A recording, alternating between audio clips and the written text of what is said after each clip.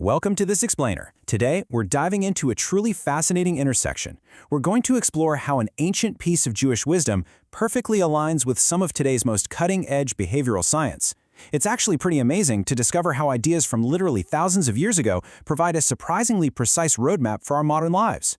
We're talking about practical applications for our families, our workplaces, and even for entire nations. Okay, let's dive into this. You might be wondering, what on earth does a 2,000-year-old text have to do with navigating modern crises? You know, things like the Great Resignation, high-stakes corporate fraud, or even the collapse of entire societies. Well, it turns out human nature really hasn't changed much, and this text actually offers the ultimate antidote to the dysfunction we're seeing in so many of our modern institutions today. The specific text we're focusing on is a famous Mishnah from Pirkei Avot, also known as the Ethics of the Fathers. It was written by a sage named Akiva ben Mahalalel, and he gave this incredible three-part directive. He said, "Know from where you came, where you are going, and before whom you are destined to give an account." Now, we aren't looking at this as religious dogma today. Instead, we're going to look at it as a brilliantly structured, scientifically validated psychological framework. It's essentially a blueprint for human flourishing. So the crucial point is that these three ideas represent what we might call a universal human operating system. They act as a roadmap for managing our egos across every single circle of life. From where you came teaches humility. Where you are going emphasizes our impact on others and our deep need for belonging. And before whom you will account establishes the ultimate necessity of responsibility.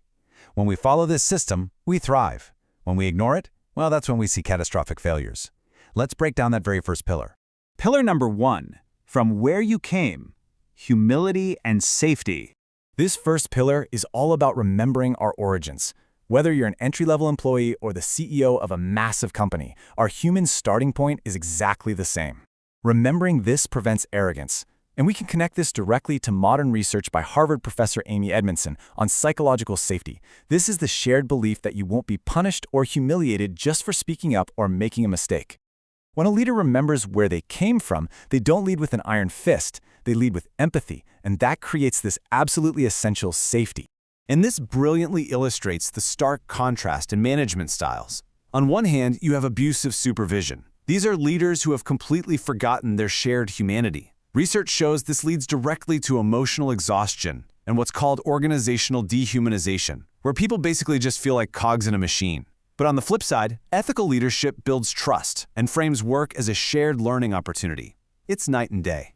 Moving right along to pillar number 2, where you are going, belonging and the butterfly effect.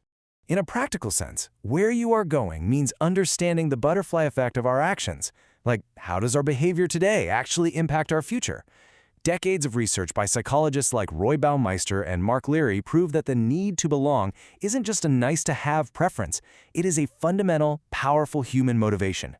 When a toxic environment denies people this need, it literally causes physical pain in the brain, and that pain drives highly destructive behaviors. Just how destructive is the loss of belonging in a modern organization? Well, researchers at MIT recently analyzed 34 million employee profiles to figure out exactly what was driving the Great Resignation. They found that a toxic corporate culture is 10.4 times more powerful than compensation in predicting employee turnover. 10.4. Think about that for a second. You can pay people incredibly well, but if the culture is toxic, they are going to leave at rates 10 times higher than if they were just underpaid. That same MIT study identified the 5 specific traits that make a culture toxic: disrespect, exclusion, unethical behavior, cutthroat competition, and abusive management. Notice how every single one of these traits violates the idea of where you are going. They completely destroy mutual trust and belonging. When organizations ignore this second pillar, they inevitably face systemic collapse. They just bleed talent until they simply cannot function anymore. Which brings us to pillar number 3, accountability. Enron's collapse and responsibility. So what happens when powerful individuals genuinely believe they are untouchable and above the rules? The historic collapse of the energy giant Enron is a perfect, dramatic case study here. Executives like Ken Lay operated in a culture of immense hubris, fully believing they didn't have to give an account to anyone. They enriched themselves while completely shattering the lives of their employees and shareholders. It is textbook devastation caused by zero accountability. Now, what's really interesting about this data is that the exact opposite is also quantifiably true. Ethical leadership, where leaders actually hold themselves accountable, isn't just some nice moral stance. It actively drives long-term financial sustainability and high organizational performance. Operating with integrity builds sustainable business practices. It improves risk management, and it fosters immense customer and employee loyalty over time. Just look at the specific data points in this meta-analysis. When a leader acts with accountability, organizational trust shoots way up with a massive 0.82 correlation. Justice and job satisfaction rise strongly right alongside it, while organizational cynicism, that toxic feeling of alienation, plummets.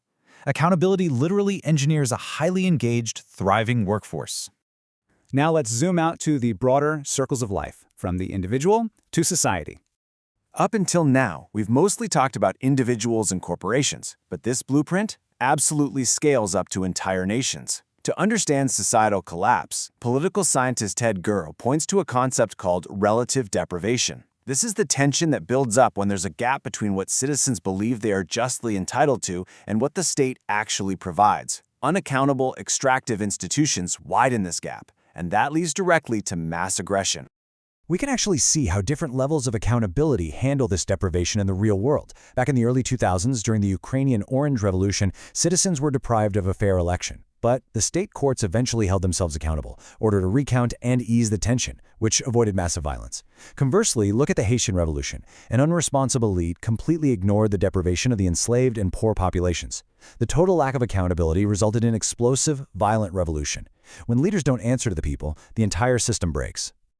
Let's move to and see how this builds together. Ancient wisdom, contemporary science. So how does this complete picture fit into our everyday routines? We've journeyed from a 2,000-year-old Mishnah in Pirkei Avot all the way to the rise and fall of nations. And the truth is, this ancient blueprint is incredibly practical for your various circles of life today. In parenting, it means modeling humility and fostering secure attachments. In management, it means establishing psychological safety for your team. And in broader leadership, it means operating with absolute transparency. The rules of human nature really are universal. I want to leave you with this final thought. We've seen the data, we've looked at the history, and we've explored the ancient wisdom.